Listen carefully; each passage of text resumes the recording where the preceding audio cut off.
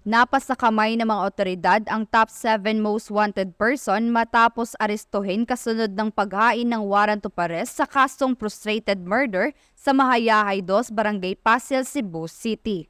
Ayon kay Police Major Francis Renz Liquigan Talusig, Station Commander ng Police Station 6 Cebu City Police Office, Maayong adlaw kanatong tanan.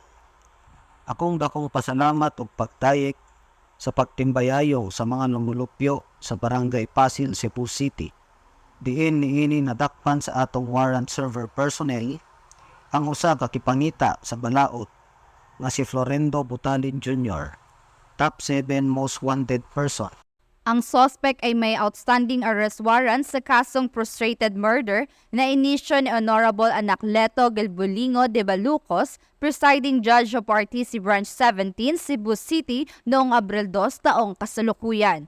Ipinaalam na sa kinaukulang korte ang pagkakaaresto ng suspect at ito'y pansamantalang nakadetine sa Police Station 6 Cebu City Police Office habang hinihintay ang commitment order.